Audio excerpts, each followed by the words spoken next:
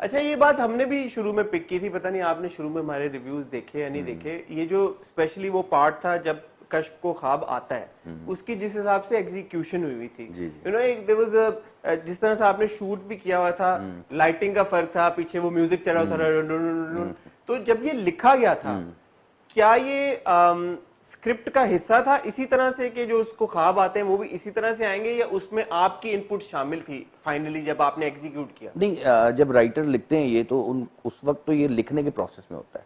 फिर हमारे पास क्या लवाजमात होंगे, क्या चीज़ें होंगी, वो जाहिर है उनको नहीं पता, तो फिर हम अपने हिसाब से उसको फिर एग्जीक्यूट करते हैं, शूट करते हैं।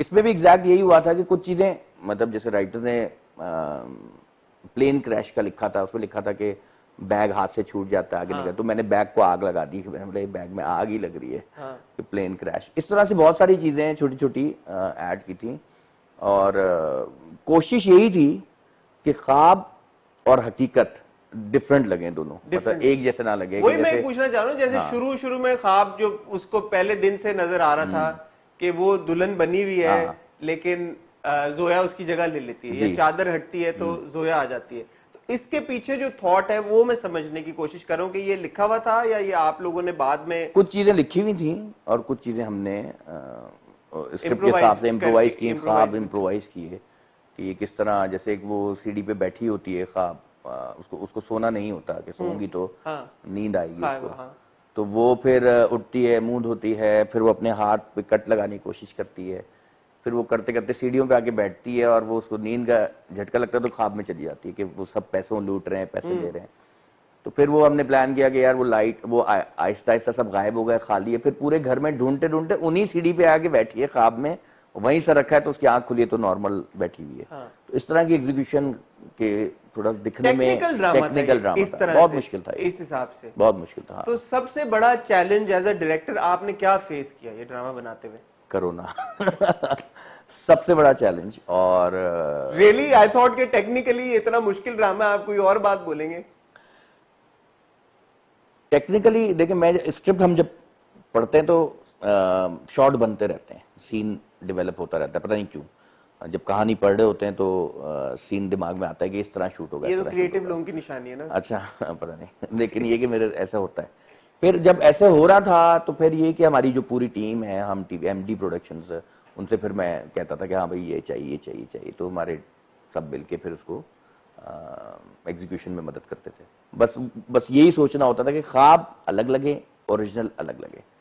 उसके अलावा कोरोना और मेरी जो पूरी कास्ट और टीम थी, उन्होंने शदीद सपोर्ट किया आखिर तक। हर मौसम में, गर्मी भी आई बीच में शदीद, कोरोना भी आया, तो मतलब सबने सपोर्ट किया। सबसे हमने देखा ना, अस्मा बा साहिबा का कैरेक्टर आपको उनको ऐड करना पड़ा। हाँ, और लिखा भी आया नीचे कोरोना की वजह से। हाँ, तो लुबना आपा चूंकि थोड़ा कोरोना से घबरा गई थी, उनको हुआ कुछ नहीं अल्हम्दुलिल्लाह, लेकिन वो डर गई थी कि यार मैं इतनी पब्लिक में आऊंगी, तो बहुत हमने कोशिश की कि वापस आ जाएं, लुबना आपा आ जाएं, क्योंकि एक कैरेक्टर आप शुरू से लेके चलते हैं।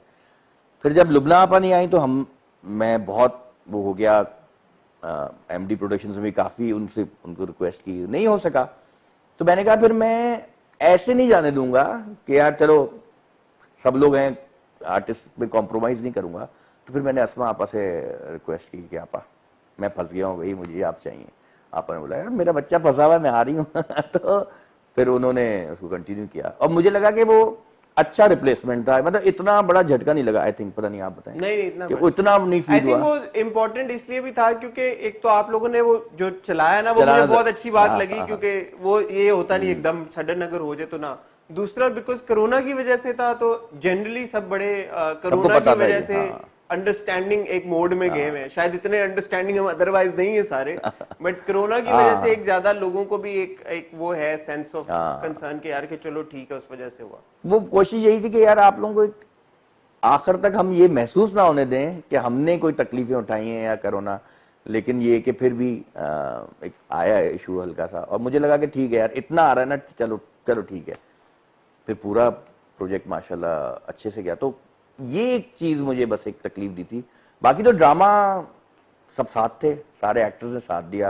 हिरा ने बहुत जबरदस्त काम किया और बड़ी मतलब बहुत बहुत कोऑपरेट किया उसने, अच्छे मैं एक्टर्स की तरफ ही आ रहा था। आ रहे थे। जो आपने एक सेट ऑफ एक्टर्स चूज किया, यार क्या ही दानिश भाई जबरदस्त एक्टर्स हैं, एक से बढ़ के एक। कोई ऐसा एक्टर नहीं था कि जिसकी परफॉर्मेंस 19-20 का भी कोई मार्जिन किसी ने छोड़ा हो।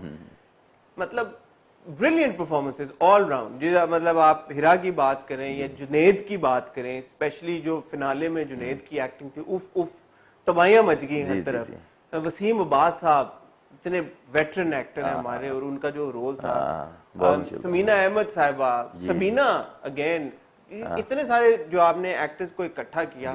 तो मुझे आजरा थे, आजरा, सलीम मिराज, सलीम मिराज, उनको कैसे जी जी जी। तो इतने सारे जो आपने एक्टर्स इकट्ठे किए, उसके पीछे का थॉट प्रोसेस बताएं। जब आप कास्टिंग कर रहे थे, आपके दिमाग में ये सारे लोग थे ऑलरेडी, कैसे आपने चूज किया सबको?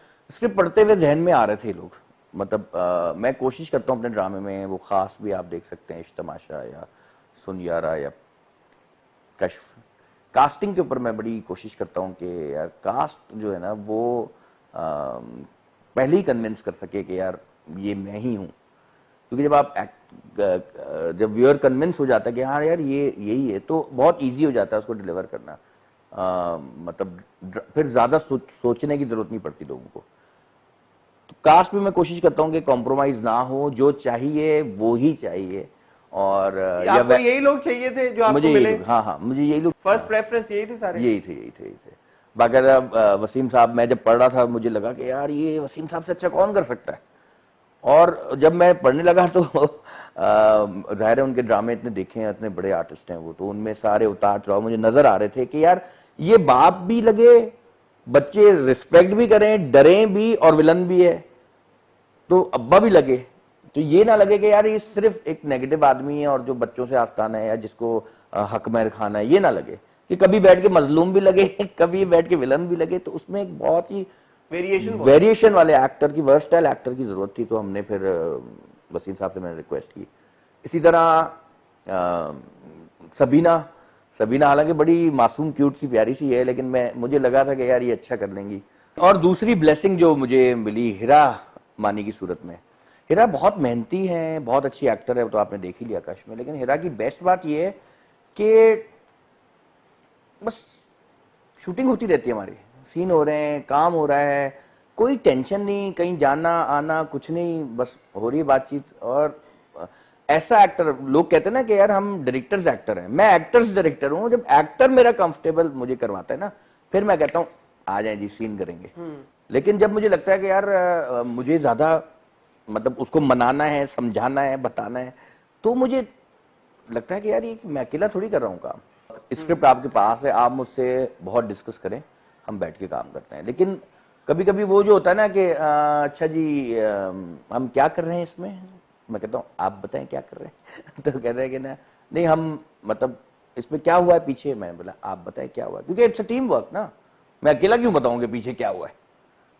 तो डिस्कस करते हैं। लेकिन मैं बड़ा ब्लेस्ड हूँ कि खास में मुझे सनम बलोच, अली रहमान, जबरदस्त लोग हैं। इश्क तमाशा में जुनैद, एमन, किंजा हाशमी, फैजान, बहुत अच्छे एक्टर्स हैं, मजा आया। और कश में हिरा मानी, जुनैद, वही बात है कि अब एक फैमिली बना लेते हैं हम। फैमिली बनाने के बाद वो फिर कहते हैं कि हाँ भाई बताओ करना क्या है, मैं कहता हूँ ये ऐसे करेंगे।